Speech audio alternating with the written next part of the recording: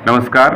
उम्मीदवारों से मिलिए श्रृंखला के तहत आज हम आपको मिलवा रहे हैं डॉक्टर सुरेंद्र सिंह जी से, जो कि वर्तमान में डूटा के सेक्रेटरी भी हैं और एनटीए यानी नेशनल टीचर्स अलायंस के तरफ से उम्मीदवार भी हैं डूटा एग्जीक्यूटिव के। और ये आते हैं department of physical education Keshav महाविद्यालय से।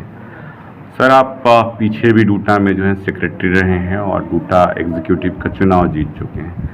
तो पिछले कार्यकाल में आपने कौन से ऐसे काम किए हैं, शिक्षकों से जुड़े मुद्दे सुलझवाए हैं, जिसके आधार पर इस बार आप चुनावी मैदान में जा रहे हैं? सबसे पहले तो सभी शिक्षकों को मेरा शिक्षक दिवस की बहुत शुभकामनाएं। और आज मैं आपको अपने पिछले कार्यकाल में अब जो भी मैंने अपना काम किया है, डूटा ने जो काम किया है वो मैं आपको बताने जा रहा हूँ। सबसे पहले मुद्दा जो था कि ये प्रमोशन का था कि कॉलेज के अंदर जो था प्रोफेसरशिप का था, वो लिमिटेड लोगों की जो है प्रमोशनें होती थी। लेकिन डूटा के प्रेशर से आज एक भी ऐसा शिक्षक नहीं है जिसकी प्रमोशन कहीं रुकी हो। एसोसिएट प्रोफेसर तक जो है गए हैं और टाइमली जो है सबको प्रमोशन मिली है, क्योंकि ये पिछले 10 सालों से टीचर ये भुगत रहा था कि धरने प्रदर्शन से केवल ना काम नहीं होता, काम करने से होता है, काम करने की नीयत ही से होता है। हमारी नीयत अच्छी है काम करने की तो हम आगे भी काम कराते रहेंगे। और एक भी शिक्षक, चाहे उसकी फिक्सेशन का काम हो, चाहे उसकी एक्सपर्ट वाला पोर्शन था कि एक्सपर्ट नहीं आ रहे थे या कुछ वो बाधाएं आ रही थी, वो हमने क्लियर कराया। जो 12 कॉलेज हैं उसके अंदर ही मेरा कॉलेज आता है, लेकिन हमारे जो है सैलरी वाला जो मुद्दा था, 2-3 बार जो है हम खुद एलजी साहब से गुहार लगाई, विधानसभा के यहाँ प्रदर्शन किए, और उसके बाद जो है सैलरी कोविड टाइम में भी जो है 6-6 महीने टीचरों को जो है सैलरी नहीं मिली।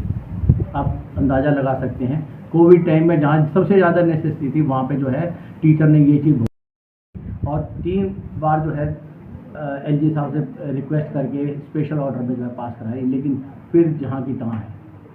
मैं साथियों को और भी बताना चाहूँगा कि जो हमारा क्या नाम है इसका सैलरी वाला जो मुद्दा था वो हमारा नहीं था, वो सभी कॉलेजों का चालू हो चुका था कि जो है यूजीसी जो है टाइमली जो है हमारे को फंड रिलीज नहीं कर रही थी। दूसरे कॉलेज को 1 तारीख को जो है एजुकेशन मिनिस्टर साहब के पास डूटा टीम गई, और वहाँ से जहाँ 1 महीने का जो सेंक्शन लेटर था उसकी जगह क्वार्टरली जो है सेंक्शन कराना चालू करा, और 1 तारीख को जो है सभी को सैलरियाँ और उनके जो एरियर्स हैं, ड्यूज़ हैं, वो मिलने चालू हो गए। सर, ये एजुकेशन मिनिस्टर से आपकी मुलाकात हुई, सैलरी हेड को लेकर के जो समस्या थी या उसमें कह रहे हैं कि आपने परिवर्तन करा दिया है, और जो एडवर्टीजमेंट है दिल्ली सरकार में अभी भी नहीं है, और उन कॉलेजों में जो शिक्षक पढ़ा रहे हैं उनके भीतर जो है निराशा व्याप्त है, तो उनके लिए क्या कहना चाहेंगे? देखिए सर, हमारा जो है रोस्टर क्लियर कराने का था। अभी हायर एजुकेशन ने एक जो पोस्टें हमारी सेंक्शन है उनके जो है सारे वो मांगे हैं हायर एजुकेशन ने, दिल्ली गवर्नमेंट ने कि पहले की पुरानी वो दिखाओ, अपनी सेंक्शन जो है जीबी के मिनट्स दिखाओ। तो ये इतनी लंबी प्रक्रिया है, लेकिन हमने दबाव बनाते जा रहे हैं, और कुछ 2 कॉलेजों के तो जो है ना उन्होंने बात मान ली है, भास्कर आचार्य और आचार्य नरेंद्र देव, और लगभग जो है 6 कॉलेज हैं जिनके अंदर ज़्यादा अपॉइंटमेंट होनी है। बाकियों का भी जो है अगर ये टीम आती है, डॉक्टर भागी हैं, क्योंकि डॉक्टर भागी जो है कथनी और करनी में फ़र्क नहीं है बिल्कुल भी, वो प्रेसिडेंट के कैंडिडेट हैं, और एक पूरी पार्टी जो है उनके साथ खड़ी है। तो हमारा जो काम है वो विरोध करना तो है, लेकिन अपना काम भी निकालना है। लेकिन किस तरीके से काम निकालना है, ये जो डूटा की टीम आएगी दोबारा, तो ये 100% अपना जो है इस चीज़ को रिजॉल्व करेगी। और जो टीचर हमारे डिस्प्लेस हुए हैं तो उनके लिए भी हम वचनबद्ध हैं, और डूटा ये प्रयास करती जा रही है कि कम से कम जो है टीचर जो है इस तरीके से हटाए जाएँ। हम तो 100% अब्जॉर्प्शन के चक्कर में है कि हाँ, हमारा जो है एक भी टीचर जो है वहाँ से डिस्प्लेस ना हो। और जो डिस्प्लेस हो गए हैं तो वाइस चांसलर साहब से हमने रिक्वेस्ट भी करी थी कि उनको जो है स्पेशल प्रोविज़न ला के उनको एडहॉक टीचर जो है जहाँ पे रिक्वायरमेंट है वहाँ पे उनको अकोमोडेट कर लिया जाए ताकि उनकी यथास्थिति बनी रहे। जी आप शिक्षकों से क्या अपील करना चाहेंगे? मैं बस यही आपसे अपील करता हूं कि मेरा नाम जो है डॉक्टर सुरेंद्र है, मैं एग्जीक्यूटिव के लिए खड़ा हूं और प्रेसिडेंट कैंडिडेट के लिए डॉक्टर।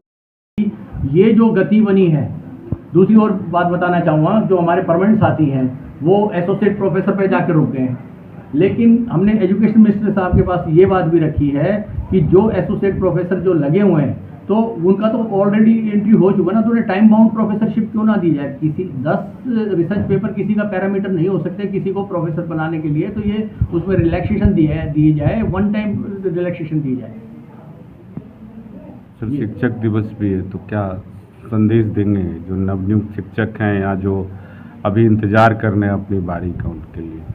देखिए, जो न्यूली अपॉइंटेड हैं उनके लिए भी हमने जो है काम किया है और अभी काम करने की इच्छा से एक लेटर हमने ड्राफ्ट किया है और वो भेजा भी है मिनिस्ट्री में भी, और एजुकेशन मिनिस्टर साहब और क्या नाम है वीसी साहब को भी जो है कि इनकी पास सर्विस सारी काउंट होनी चाहिए।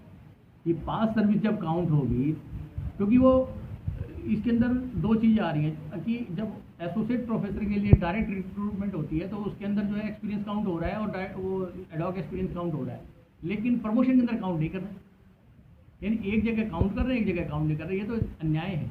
तो जितना भी एक्सपीरियंस है, चाहे वो फर्स्ट डे से जो है ना प्रोफेसर होना चाहिए, मैं तो कहता हूँ जो फर्स्ट डे से प्रोफेसर हो जिसके 15 ईयर कंप्लीट हो गए, तो जिनका ये रिसर्च पेपर का जो है वो कर लेंगे, बाद में दे दिया जाए उनको जो है वन टाइम एग्जाम्शन जो है। एक्चुअली में जो उन्होंने टीचिंग तो करी है ना, बात तो टीचिंग एक्सपीरियंस की के बेस पे आपको आगे वो करते हैं प्रमोशन, तो टीचिंग एक्सपीरियंस उनका है। और मेरी आप सबको जो है शुभकामनाएं हैं शिक्षक दिवस पे।